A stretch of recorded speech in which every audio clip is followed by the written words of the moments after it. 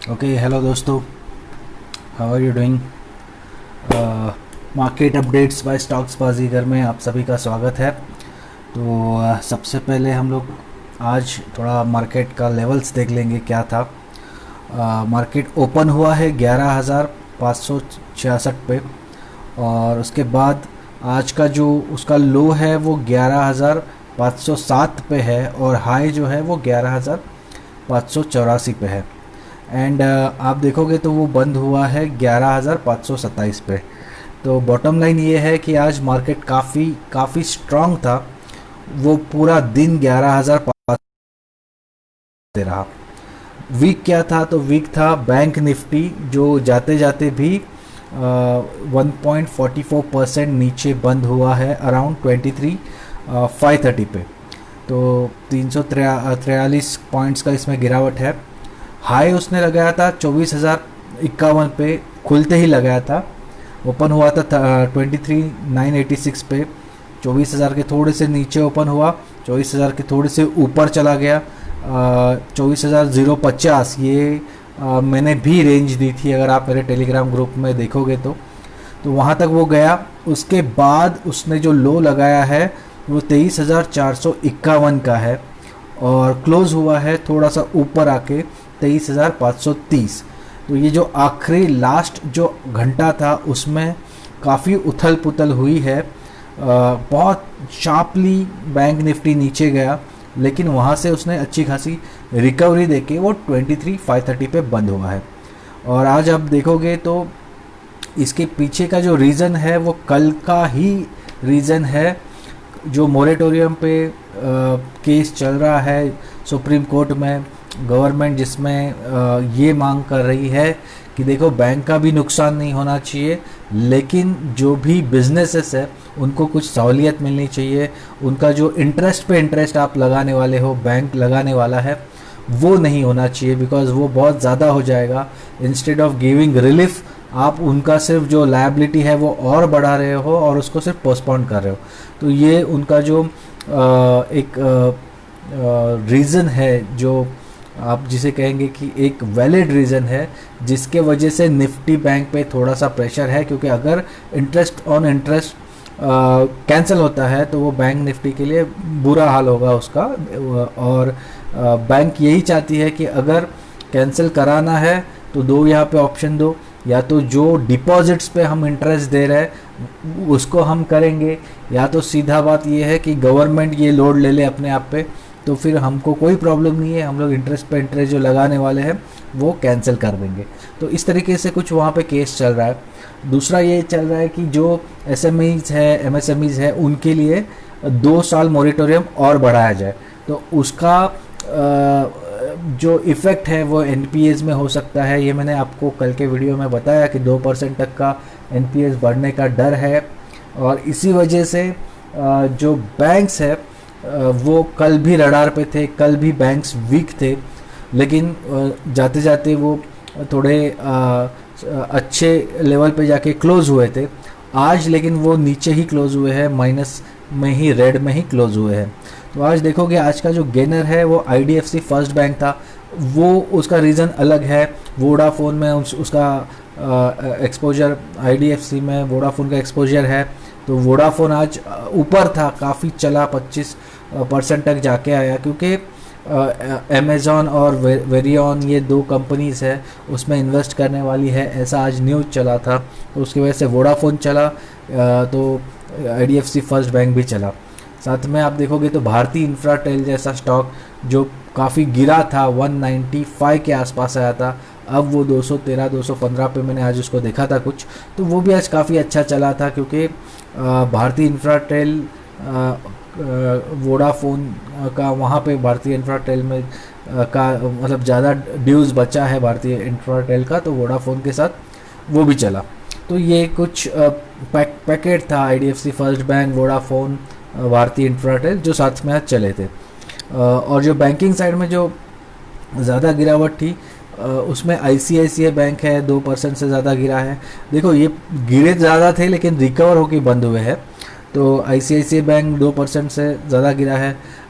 जब वो 400 के ऊपर चला गया था तभी मैंने बोला भी था कि 395 पे जो पहले ट्रेंड लाइन बना था, जहाँ से उसने रेजिस्टेंस लेके नीचे आया था, थोड़ा सा वहाँ उसको थोड़ा सा ऊपर जाके फिर से वो स्टॉक नीचे आया है, तो 385 के आसपास बंद हुआ है।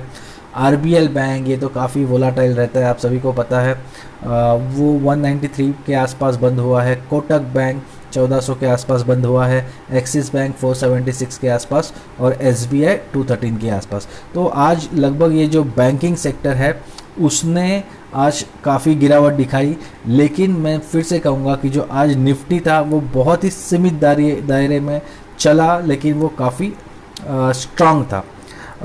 हम लोग ये भी कह सकते हैं कि ये because of the low participation भी हो सकता है, क्योंकि आपने देखा रहेगा कि जब से ये न्यू रूल्स आए हैं सेबी के अपफ्रंट मार्जिन वाले, तब से सब लोग परेशान हैं। बहुत लोग तो ट्रेडिंग नहीं कर रहे 2-3 दिन से, पार्टिसिपेशन कम है। जो ब्रोकर्स है उन्होंने ये जो 2-3 दिन जो रूल्स है उसको वायलेट किया, उनके ऊपर बड़ी बड़ी पेनल्टी आ रही है, तो वो भी परेशान है। तो ये जो सेबी का जो रूल है, सेबी ने 1 महीना पूरा दिया था, थोड़ा पोस्टपोन किया था चीज़ों को, उसके बावजूद लोग उससे एडजस्ट नहीं कर पाए हैं, ये फैक्ट है।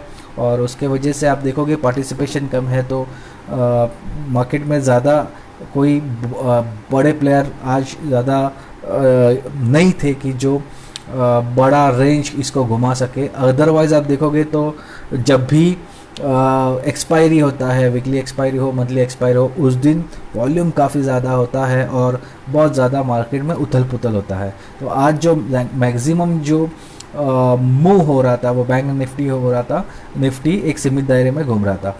ऑटो का सेक्टर जो है वो भी अच्छा काम कर रहा था। आज आइशर मोटर लगातार तीसरे दिन आज ऊपर चढ़ा है, अराउंड 2350 तक वो, सॉरी आई गेस 2250 तक वो जाके आया है।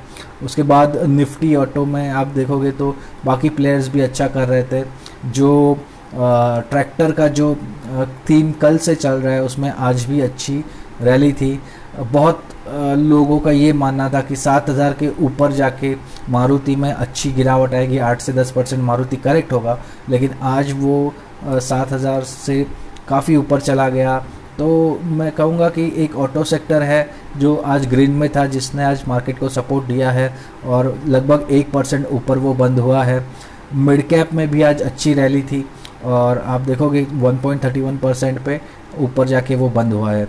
तो इस तरह से आज काम हुआ है। अब एक बार थोड़ा देख लेते हैं कि निफ्टी में कौन से आज स्टॉक्स थे जो चले। इंफ्राटेल क्यों चला, मैंने आपको बोला है, वो 11% ऊपर जाके बंद हुआ 218 के आसपास। ग्रासिम है जो 7% ऊपर चला 726 के आसपास। टाइटन में आज भी रैली थी, लगभग 5.5% ऊपर है 1185 पे। टाइटन मुझे अभी भी याद है जब लॉकडाउन में काफ़ी नीचे आया था, तब हमने इसमें अच्छा पोजिशनल ट्रेड लेके कमाया है, लेकिन हम वहाँ से एग्ज़िट कर 1010-15 के आसपास हमने एग्ज़िट किया था। तब से लेकर अब तक ये चल ही रहा है, तो काफ़ी उसमें अच्छी दौड़ लगी है। UPL मैंने पिछले 2-3 दिन पहले जब ये 497 पे था, तब मैंने इसको बाय करने का एक बात की थी मेरे टेलीग्राम चैनल पे। मैंने बोला भी था कि एग्रीकल्चर का जो परफॉर्मेंस है 3% से जो बड़ा है, तो मेरा अभी जो मोस्ट फेवरेबल स्टॉक है वो UPL है, उस पर आप ध्यान रखो। तो तब वो 495-497 पे था, वहाँ से लेके अब 523 पे आया है, तो लगभग 4.5% उसमें भी आज अच्छी खासी रैली थी। उसके बाद विप्रो है जो 3.54% पे आया है, 283.40 पे वो बंद हुआ है। तो दोस्तों IT स्टॉक में आज अच्छी बाइंग थी। पिछले 2 दिनों से जो रुपी स्ट्रांग हो रहा था वो थोड़ा आज हल्का हो गया, थोड़ा वीक हो गया, तो IT स्टॉक जो गिरे थे 2 दिन वो आज ऊपर चढ़े हैं। मेरे पास 1 सितंबर, आप मेरा अगर टेलीग्राम चैनल का जो भी मैं पोस्ट सक्सेस स्टोरीज़ में जो ट्विटर पे डालता हूँ, मेरे हैंडल स्टॉक्स बाजीगर पे, आप उस पर देखोगे तो वहाँ पे मैंने क्लियरली बताया है कि कैसे 1 तारीख को मैंने 916 पे उसको मैंने बाय किया था इन्फोसिस को, जो आज मैंने 945 के आसपास उसमें से आधा पोजीशन मैंने निकाल लिया है, तो अच्छा खासा मैंने वहाँ पे प्रॉफिट बना लिया। तो टीसीएस भी है जो 2310 के आसपास जाके आया है। तो जो टेक महिंद्रा है और HCL टेक्नोलॉजी है, सारे के सारे जो आईटी के सेक्टर के स्टॉक्स हैं वो चल रहे थे। सबसे ज़्यादा जो पैक चल रहा था वो मिड कैप आईटी का था। क्यों?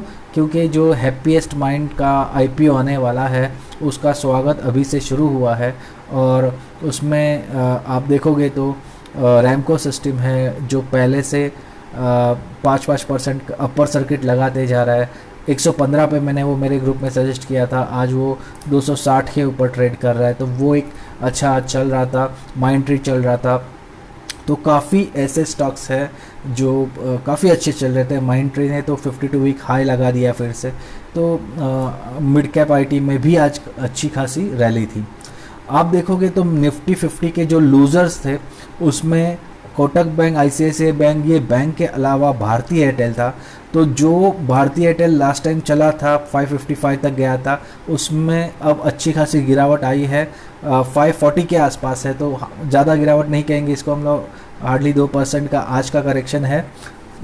तो ये ऑब्वियस रीज़न है कि पहले वोडाफोन को ज़्यादा नुकसान होने वाला था, जिसका फ़ायदा सीधे सीधे भारतीय एयरटेल को हो सकता था। लेकिन अब जब वोडाफोन आइडिया में अच्छा खासा फंड्स आने वाला है, तो वो भी जो एजीआर के ड्यूज़ है वो आराम से पे कर देगा। इस रीज़न के कारण भारतीय एयरटेल में अब गिरावट आने शुरू हुई है। तो मैं समझता हूँ कि भारतीय एयरटेल फिर से अगर 514 515 पे आ जाए तो वहाँ से हमको उसको बाय करना चाहिए, और अभी इस बार सिर्फ 600 के पास ही उसको बेचना है, उसके पहले कभी नहीं बेचना है, क्योंकि वो उतना चलेगा। अब उनका जो एजीआर का जो तलवार था उनके सर पे, वो अब सब क्लियर हो चुका है। अब सबको पता है कितना पैसा भरना है, कितने ड्यूरेशन में भरना है, और उसके लिए क्या स्ट्रेटजी उनको बनाना है, तो सब कुछ क्लियर है। तो मैं समझता हूँ कि भारतीय एयरटेल अच्छा बाय रहेगा। वोडाफोन में कैसे स्पेकुलेशन चलते रहेंगे, इसलिए मैं वोडाफोन से तो दूर ही रहूँगा। अगर मुझे वोडाफोन में का जो स्टोरी प्ले करना है तो मैं भारतीय इंफ्राटेल में खेलने का मैं ज़्यादा प्रेफर करूँगा, क्योंकि मुझे रिस्की स्टॉक्स पसंद नहीं है जिसमें गलती से अगर हम अटक जाते हैं तो स्टॉक नीचे नीचे नीचे नीचे चला जाता है। फ्यूचर रिटेल में अभी यही हुआ है, काफ़ी ऊपर के दाम पे मैंने ले लिया न्यूज़ पे, उसके बाद वो काफ़ी करेक्ट हुआ है। लेकिन खैर मैंने उसको लॉन्ग टर्म के लिए लिया था, क्योंकि मुझे वो पूरा स्टोरी प्ले करना है जिसमें फ्यूचर इंटरप्राइजेस के मुझे शेयर्स मिलेंगे, उसके बाद रिलायंस उसको ख़रीद लेगा। तो ये लॉन्ग टर्म के हिसाब से मैंने वो लिया था, इसलिए वो स्टोरी अलग है। हिंडाल्को देखो 1.6% नीचे था, पावर ग्रिड 1.6% नीचे था। आज का जो शॉर्ट कॉल मैंने सुबह सुबह दिया था वो एक न्यूज़ बेस्ड कॉल था, और वो वेदांता पे था, क्योंकि वेदांता ने कल उसका जो मैनेजमेंट है उसने बताया कि 87 के आसपास उनका फेयर वैल्यू निकलता है। तो वेदांता बहुत कोशिश कर रही है कि जब डीलिस्टिंग हो तो जो इन्वेस्टर्स है उनके हाथ में कुछ लगे नहीं, और कंपनी अच्छा खासा कम पैसा देके मार्केट से बाहर निकल जाए। तो मैं समझता हूँ कि वो एक रीज़न है जिसके वजह से वेदांता में अभी काफ़ी गिरावट आएगी, क्योंकि उस लेवल तक वो जाने का कोशिश करेगा। उसके अलावा जो मैंने अपसाइड में आज जो बहुत सारे स्टॉक्स दिए थे उसमें के कुछ आइडियाज़ तो ऑब्वियसली CNBC, आवाज़ और जी बिज़नेस के थे। बहुत बार ऐसे होता है कि वो लोग कॉल बहुत दे देते हैं, लेकिन हमको उसमें से अच्छे स्टॉक्स और अच्छे लेवल पे चुनना काफ़ी इम्पोर्टेंट होता है, क्योंकि जब मार्केट खुलता है वो पहले ही ऊपर खुल जाते हैं, तो उसमें से हमको वहाँ पे एंट्री लेना काफ़ी मुश्किल हो जाता है, और बहुत बार हम लोग एंट्री लेने के बाद स्टॉक काफ़ी गिर जाता है। तो इसलिए 2-3 स्टॉक्स मेरे रडार पे थे जिसका न्यूज़ काफ़ी तगड़ा था। पहला तो था वो ऑब्वियसली जो इंडिगो का है, वो था पहले 45% कैपेसिटी पे जो अलाउ किया था प्लेन्स को, अभी 60% का कैपेसिटी पे अलाउ किया है। तो लगभग कल ये काफ़ी चला था, इसलिए मुझे ऐसे लगा था कि शायद लोगों को ये न्यूज़ पहले से पता है, इसलिए कल 1272 तक वो स्टॉक जाके आया था। इसलिए आज मैं इसमें थोड़ा कंजर्वेटिव था, मुझे लगा था कि स्टॉक नीचे जाएगा क्योंकि सेल ऑन न्यूज़ हो जाएगा। तो मुझे 1260 1265 तक का टारगेट लग रहा था, लेकिन स्टॉक खुलते ही सीधा वो 1306 उसने लगा दिया और वहाँ से वो करेक्ट हुआ। दूसरा जो स्टॉक था वो वेंकीज़ का था। तो वेंकीज़ में देखो क्या हुआ है, श्रावण था तो एग खाने वाले कम हो गए थे, उसके बाद गणपति बापा आए तो कंजप्शन तभी भी नहीं हुआ। जैसे ही गणपति ख़त्म हुआ उसके बाद एग का कंजम्पशन बढ़ गया। तो जैसा एग का कंजम्पशन बढ़ जाता है वैसे प्राइजेस बढ़ जाते हैं, और जैसे प्राइजेस बढ़ जाते हैं तो वेंकीज़ को, गोदरेज एग्रोवेट को और जितने भी एग से रिलेटेड, पोल्ट्री से रिलेटेड कंपनीज़ हैं उनको फ़ायदा होता है। तो आज पूरा 10% का अपर सर्किट वेंकीज़ में लगा, वहाँ से स्टॉक बाद में करेक्ट हुआ। और एक जो इम्पॉर्टेंट न्यूज़ था वो रोज़ारी बायोटेक पे था। रोज़ारी में प्लूटस ने 3 लाख के आसपास शेयर्स खरीदे हैं, तो वो 783 के आसपास कुछ उसका बाइंग था, वो आप देख लो, मेरा टेलीग्राम चैनल पे मैंने कल शेयर किया था। तो वहाँ से 859 तक स्टॉक चला और वहाँ से गिर के वो फिर से 772 पे आया। मतलब जहाँ पे ये प्लूटस वेल्थ मैनेजमेंट ने जो भी ख़रीदा था उसके भी नीचे वो स्टॉक चला गया। तो देखो मैंने पहले ही बोला है कि ये जब लिस्ट हुआ था तभी भी ये काफ़ी एग्रेसिव वैल्यूएशन पे लिस्ट हुआ था, काफ़ी प्रीमियम के साथ लिस्ट हुआ था, और उसके बाद उसने 850 का एक रेजिस्टेंस बना के रखा है जो वो तोड़ नहीं पा रहा है। तो आज भी 860 तक जाके वो नीचे आया। तो जब भी इसको 650 680 के रेंज में आप पकड़ो तब इसको बाय कर लो और फिर से उसको 800 850 के रेंज में बेच दो। तो ये रोज़ारी पे एक सिंपल सा एक फुल प्रूफ एक ये है आइडिया है जो मैं कब से यूज़ कर रहा हूँ। तो दोस्तों ये था आज का मार्केट अपडेट्स। उसके अलावा जो बहुत सारे ट्रेड्स होते हैं वो मैं जो मूवमेंट है वो देख के ग्रुप में डिस्कस करता हूँ। मेरे ख्याल से आज एक ही जो कॉल है वो मेरा नेगेटिव गया होगा और वो था गोदरेज एग्रोवेट का, क्योंकि उसमें ज़्यादा रैली नहीं आई। मैं जब वो 1% ऊपर था तब मैंने बोला था कि ये कम से कम 4-5% ऊपर जाएगा, इसमें और अपसाइड मिल जाएगा। वो मिला नहीं, अराउंड 1.94% पे जाके वो नीचे आके वो स्टॉप लॉस उसमें हिट हुआ था। अदरवाइज़ आज जितने कॉल्स मैंने डिस्कस किए सारे के सारे काफ़ी अच्छे परफॉर्म कर रहे थे और मैं समझता हूँ काफ़ी लोगों ने आज अच्छा खासा मुनाफा इसमें कमाया होगा। सिर्फ वोडाफोन आइडिया में मैं पर्सनली थोड़ा सा दूर रहना पसंद करूँगा, क्योंकि कितने भी न्यूज़ आए जब तक फंड्स उनके हाथ में नहीं आते तब तक मैं ऐसे स्टोरीज़ पे मैं बिलीव नहीं करता। सट्टा खेलना ये मेरा काम नहीं है, क्योंकि मेरे पास खुद का पैसा नहीं है, मैं क्लाइंट्स का पैसा इन्वेस्ट करता हूँ, तो वहाँ पे मुझे क्वालिटी स्टॉक्स में ही इन्वेस्ट करना पड़ता है। अगर आप मेरा टेलीग्राम चैनल से जुड़े हो तो आपको समझ में आएगा कि मैक्सिमम जितने मैं कॉल्स लेता हूँ वो निफ्टी 50 कंपनीज़ में ही लेता हूँ, और क्वालिटी कंपनीज़ के साथ रहने की वजह से एक फ़ायदा मेरा ये होता है कि मेरा पैसा ज़्यादा दिन अटका नहीं रहता। सिर्फ एक बार मेरा पैसा अटका था वो डीमार्ट में, वो आप सबको पता है वो क्यों अटका था, क्योंकि मैंने 2480 के आसपास वो ख़रीदा था और स्टॉक बहुत टाइम तक लगभग 2-3 महीने तक 1950 से लेके 2250 के रेंज में घूमते रहा। तो वो मैं वहाँ से मैंने एग्ज़िट किया था। अदरवाइज़ आप देखोगे तो कोई भी स्टॉक में मैं ज़्यादा फंसा नहीं हूँ। उसका रीज़न ये है कि मैं अच्छी कंपनी में ही मैं ट्रेड करता हूँ या इन्वेस्ट करता हूँ, उसके वजह से मेरा जो रिस्क है वो कम होता है। इस चीज़ पे मैं एक बात ज़रूर बोलना चाहूँगा कि मैंने लोगों का एक टेंडेंसी देखा है कि जो क्वालिटी स्टॉक है, जो ब्लू चिप स्टॉक्स है, लार्ज कैप्स है, उसमें अगर कोई ट्रेड दे तो वो लोग लेते नहीं। लेकिन कभी कोई ऐसा फैंसी नेम उनके सामने आ जाता है, कोई ऐसा स्टॉक जो ऑपरेटर चला रहा है, वो काफ़ी ज़्यादा रैली कर चुका है, ऐसे स्टॉक, या फिर वोडाफोन जैसा, यस बैंक जैसा, जिसमें दुनिया भर के प्रॉब्लम्स है, बहुत फंडामेंटल के तो पूछना ही मत क्या हाल है। तो ऐसे कंपनी में लोग ज़्यादा पैसा लगाते हैं और बाद में पैसा लॉस होने के बाद रोते बैठते हैं। तो ये टेंडेंसी मुझे समझ में नहीं आई लोगों की। अगर आपको पैसा बनाना है तो आपको विनर्स के साथ रहना पड़ेगा, ना कि लूजर्स के साथ। आप सबको पता है कि ये यस बैंक जैसा स्टॉक्स है जो हमेशा पैसा डिस्ट्रॉय करते रहा है। खैर एफपीओ में मैंने कमाया, क्योंकि कुछ चीज़ें होती है जो स्ट्रेटजी में आती है और स्ट्रेटजी से आप पैसा कमा सकते हो, लेकिन मैं समझता हूँ कि ऐसा स्टॉक्स में इन्वेस्टेड रहना ये बेवकूफ़ी है। तो यहाँ पे मैं इसलिए वोडाफोन से फ़िलहाल तो दूर हूँ। और मैं एक बात कहूँगा कि आज मैंने एक अच्छा काम किया है, जो मैंने टेलीग्राम के जो मेरे चैनल के मेंबर्स हैं उनको शाम को मैंने एक 10 स्टॉक्स की लिस्ट भेजी है, तो उसके बारे में मैं थोड़ा बताऊंगा। दोस्तों जब से मैंने स्मॉल केस को एक्सप्लोर किया है, मुझे वो जो कंसेप्ट है वो काफ़ी अच्छा लगा। ज़ेरोडा से मैंने उसको लिंक किया है, क्योंकि ज़ेरोडा पे मुझे जो रेफरल पॉइंट्स मिलते हैं उससे मैं वहाँ का जो फ़ीस है वो मुझे फ्री ऑफ कॉस्ट मिल जाता है, जो भी मैं ETFs लेता हूँ या जो भी मैं स्मॉल केसेस लेता हूँ।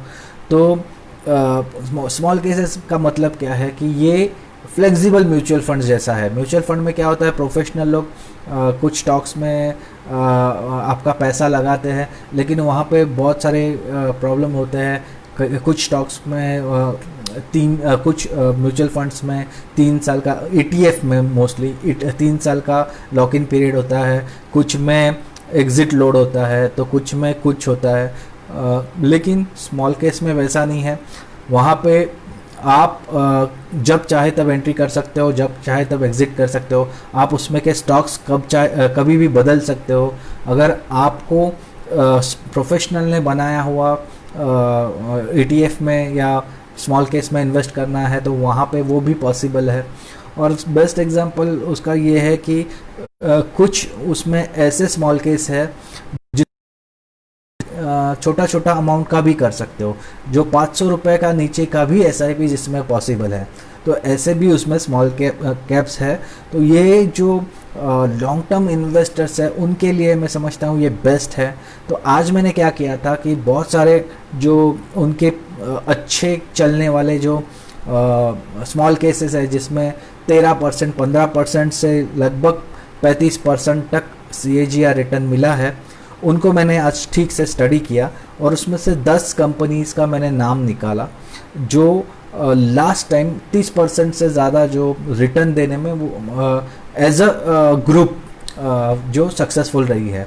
तो उसमें से कुछ नाम मैं आपके सामने बताऊंगा, 10 के 10 शायद मुझे अभी याद भी नहीं रहेंगे। तो पहला था वो था अलेम्बिक फार्मा, दूसरा था वो आरती ड्रग्स, तीसरा था वो दीपक नाइट्राइट, चौथा था वो कोफोर्ज। अभी कोफोर्ज मतलब ये जो आपका NIT टेक्नोलॉजी है उसका नाम मई से कुछ चेंज हुआ है, तो मैंने उसको बहुत टाइम से ट्रैक नहीं किया है, इसलिए मुझे भी अभी रिसेंटली पता चला कि उसका नाम चेंज हुआ है। तो ये चौथा स्टॉक है। पांचवा जो स्टॉक है वो है आपका मेरे ख्याल से PI इंडस्ट्रीज़ है।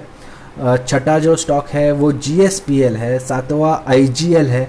अब ये स्टॉक्स कब चले क्या चले ये मुझे भी नहीं पता, लेकिन ये बहुत सारे जो अच्छे परफॉर्मिंग स्मॉल केसेस है उसका पार्ट है, तो इसलिए मैं उनको मेंशन कर रहा हूँ। ये मेरे मन से निकाला हुआ नहीं है, ये मैंने रिसर्च जो किया है स्मॉल केसेस पे उससे निकाले हुए नाम है। मुथूट फाइनेंस, ये ऑब्वियस है क्योंकि पिछला 1 साल में सोना काफ़ी अच्छा चला था, तो उसके साथ मुथूट फाइनेंस मनप्पुरम भी अच्छे चले थे, तो ये 8वां स्टॉक है जो उसमें था। उसके बाद और कुछ स्टॉक्स है जिनका मैं नाम लूँगा, शायद 10 के ऊपर भी नाम चला जाए। एक था इप्का लैब, दूसरा था डेवीज लैब, तो ये कुछ है। वैभव ग्लोबल जो मैंने काफ़ी स्मॉल केसेस में जिसको देखा, तो ये अपैरल एंड बाकी का चीज़ों से रिलेटेड है। तो ये कुछ 10-11 कंपनीज़ है। अतुल है, अल्काइल अमाइन है। तो ये कुछ स्टॉक्स है जो काफ़ी मुझे अट्रैक्टिव लगे। अब उसमें हमको ये देखना पड़ेगा कि नेक्स्ट ईयर कौन से चलेंगे, मतलब ये साल कौन से परफॉर्म करेंगे, क्योंकि लास्ट ईयर का सीन ये था कि जो अभी ये 3-4 महीने में जो पैंडेमिक चल रहा है, लगभग अभी इसको 6 महीने होने आए, तो उसमें जो स्पेशलिटी केमिकल्स है वो चले, जो फार्मास्यूटिकल है वो चले। इसके वजह से ये स्टॉक्स काफ़ी चले हैं, क्योंकि देखो कुछ कंपनीज ऐसे हैं जो डायरेक्ट ड्रग्स बनाते हैं, जैसे आरती ड्रग्स है, तो कुछ कंपनीज ऐसे हैं जो उसके लिए लगने वाले APIs बनाते हैं, जैसे स्पेशलिटी केमिकल्स कंपनीज है। तो वो रीज़न है जिसके वजह से ये कंपनीज काफ़ी अच्छा रिटर्न दे चुकी है पिछले 1 साल में। तो ज़रूरी नहीं है कि ये नेक्स्ट ईयर भी अच्छा परफॉर्म करेंगे। तो मैं समझता हूँ कि आपको आपका एनालिसिस करना चाहिए। उसमें एक बेस्ट पार्ट ये था कि एक उसमें ऑप्शन है कि you can create your own small case. तो अगर आप उसको एक्सप्लोर करो और आपके हिसाब से अगर 10 या 5 कंपनीज उसमें डाल के उसमें अगर आप SIP करते हो तो आपका एक अच्छा खासा पोर्टफोलियो बन जाएगा।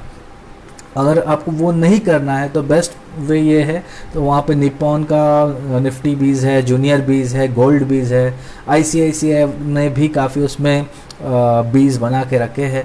तो ये जो ETFs है उसमें आप रेगुलरली इन्वेस्ट करो तो फिर आपका मैं समझता हूँ कि इन्वेस्टमेंट अच्छा होगा और आपका जो इंडेक्स है कम से कम उतना आपको रिटर्न मिलेगा। और अगर जो गोल्ड बीज और उस बाकी का चीज़ों ने अच्छा काम कर लिया तो इंडेक्स को भी आप आउट परफॉर्म कर सकते हो। तो मैं समझता हूँ जो सेफ्टी है वो उन स्मॉल केसेस में ज़्यादा है जिसमें ETFs है। उसके अलावा जो अच्छे परफॉर्म करने वाले स्मॉल केसेस है उसका आप स्टॉक्स और उसका वेटेज एक बार देख लो, उसके बाद आप डिसाइड कर लो कि आपको उसमें क्या करना है। तो आई गेस आज का जो मार्केट अपडेट्स विद स्टॉक्स बाजीगर जो वीडियो है ये काफ़ी लंबा खींच गया स्मॉल केस का डिस्कशन की वजह से, बट वो इम्पॉर्टेंट था क्योंकि मैं उसको अलग वीडियो बना के मैं डिस्कस नहीं करना चाहता हूँ। यूट्यूब पे काफ़ी वीडियोज़ है स्मॉल केस पे रिव्यूज़ देने वाले या स्मॉल केस के बारे में पूरा ज्ञान देने वाले, तो आप उनको देख लो क्योंकि वो मेरे से अच्छा उसके बारे में रिसर्च कर चुके हैं। And most of them are CAs। तो मैं समझता हूँ कि CAs को और CFAs को या फिर जिनका फाइनेंस में अच्छा बैकग्राउंड है उनको अगर आप फॉलो करते हो तो मेरे ख्याल से आपको ट्रेडिंग आइडियाज़ के अलावा जो फाइनेंस है उसके भी बहुत सारे कंसेप्ट क्लियर हो जाते हैं। तो ऐसे जो अच्छे यूट्यूबर्स हैं उनको आप फॉलो करो। 2 नाम तो मैं यहाँ पे खुद बता दूंगा। एक CA रचना रानडे है जो काफ़ी अच्छी यूट्यूबर है और फर्स्ट मिलियनर है, मिलियन से ज़्यादा सब्सक्राइबर है। और दूसरा CA अनंत लड्ढा जिसको मैं काफ़ी टाइम से अभी ट्रैक कर रहा हूँ और मैं समझता हूँ कि सुपर 30 का जो उसका सिलेक्शन है स्टॉक्स का वो काफ़ी बढ़िया है। उसमें के कुछ स्टॉक्स मैंने खुद मेरे क्लाइंट्स के लिए लिए थे और उसमें अच्छा मुनाफा भी मुझे मिला था। तो ये 2 लोग को तो आपको ज़रूर फॉलो करना चाहिए। तो गाइज़ ख़त्म करता हूँ आज का market updates with stocks Baazigar. Thank you very much. अगर आपको मेरा चैनल पसंद आता है तो आप उसको सब्सक्राइब ज़रूर करें। और यहाँ पे जाते जाते डिस्क्लेमर ज़रूर देना चाहूँगा कि मैं सेबी रजिस्टर्ड फाइनेंशियल एडवाइज़र नहीं हूँ। मैं NSE का सर्टिफाइड इन्वेस्टमेंट एनालिसिस प्रोफेशनल हूँ और NSE का सर्टिफाइड मार्केटिंग प्रोफेशनल लेवल 4 हूँ। मेरे टेलीग्राम चैनल पे मैं काफ़ी ज़्यादा एक्टिव रहता हूँ, वहाँ पे काफ़ी ज़्यादा स्टॉक्स का डिस्कशन होता है। ऑप्शंस का ज़्यादा डिस्कशन नहीं होता क्योंकि मैं समझता हूँ कि रिटेल इन्वेस्टर्स को ऑप्शन से दूर रहना चाहिए क्योंकि फ्यूचर एंड ऑप्शन में इतनी ताकत है कि वो आपका पूरा का पूरा कैपिटल पूरा उड़ा सकता है, पूरा ज़ीरो कर सकता है आपके डीमैट अकाउंट को, यहाँ तक कि आपके कपड़े भी उतरवा सकता है। तो मैं समझता हूँ कि FNO से दूर रहे। जब तक आप अच्छा उसमें पढ़ाई नहीं करते, जब तक आप काफ़ी टाइम तक उसमें पेपर ट्रेडिंग नहीं करते, तब तक तो FNO से कम दूर रहना चाहिए।